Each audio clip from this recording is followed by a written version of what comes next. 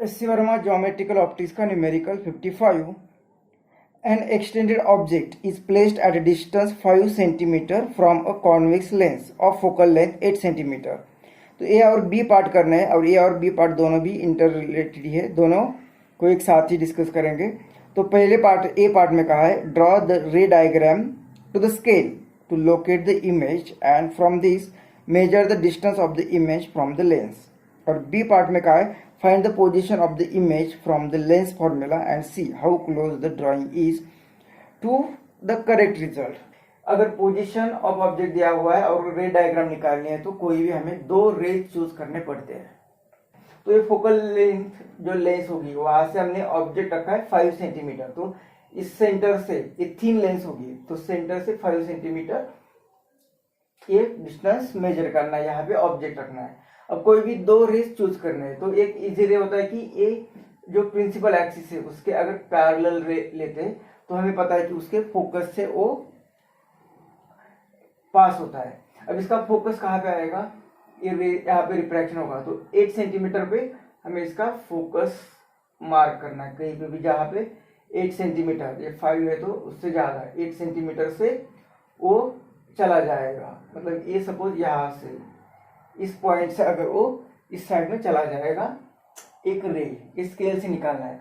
और दूसरा रे एक पता है हमें कि वो अगर सेंटर से पास होता है, एक रे अगर सेंटर से पास होता है तो वो उसका कोई डेविएशन नहीं होता, वो सीधा चला जाता है। मतलब स्ट्रेट लाइन अगर यहां से निकालेंगे तो वो सीधा चला जाएगा।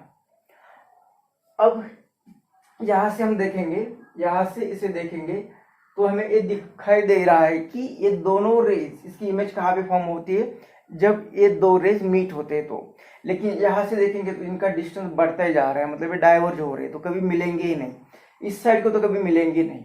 लेकिन इस आंखों को लगेगा कि इसे अगर ये कहाँ से आ रहे तो उसे लगेगा कि एक कॉमन पॉइंट से आ रहे, मतलब ये कॉमन पॉइंट कहाँ पे मिलेगा। तो इन दो रेज को अगर इनके बैकवर्ड डायरेक्शन में अगर हम एक्सटेंड करते हैं, इनको स्ट्रेट लाइन में एक्सटेंड करते तो जहां पे कहीं वो एक कॉमन पॉइंट मिलेगा जहां पे वो बैकवर्ड डायरेक्शन में कहीं पे तो इंटरसेक्ट करेंगे, और वो जहां पे इंटरसेक्ट करेंगे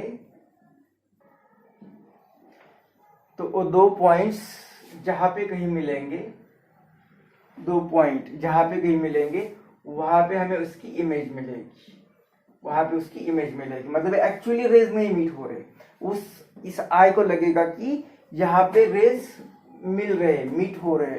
तो ये जो इमेज है वो सचमुच में नहीं होगी, ऐसा लगेगा, मतलब ये वर्चुअल इमेज होगी। ये जो इमेज होगी वो वर्चुअल इमेज होगी। तो ये स्केल लेके निकालते तो करेक्ट डिस्टेंस पे आएगी। और ये सेंटर से ये जो डिस्टेंस होगा ये होगा वी डिस्टेंस, वो वी डिस्टेंस हमें मेजर करना है।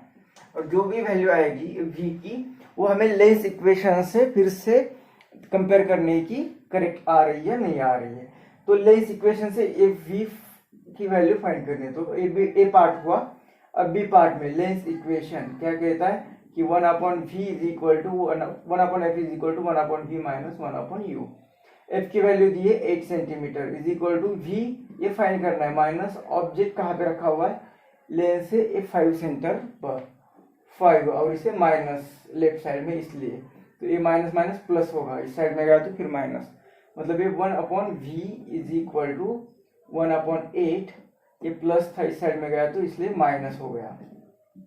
ये 5 इस साइड में माइनस 8 डिवाइड बाय 8 इंटू 5, मतलब ये 3/-3/40, मतलब ये v इनवर्स करते तो 40/3। तो इनका डिवीजन किया तो 3 1 जा 3, यहाँ पे 1 3 3 जा 9 10, तो ये इतना ही आता रहेगा। मतलब v कहाँ पे मिल गया माइनस, मतलब जिस साइड में ऑब्जेक्ट है उसी साइड में इमेज। और ये मैग्नीट्यूड 13.33 सेंटीमीटर। तो ये वैल्यू हमने जो कैलकुलेट की और मेजर करने के बाद ये वैल्यू क्या दोनों इक्वल आ रही है या नहीं वो चेक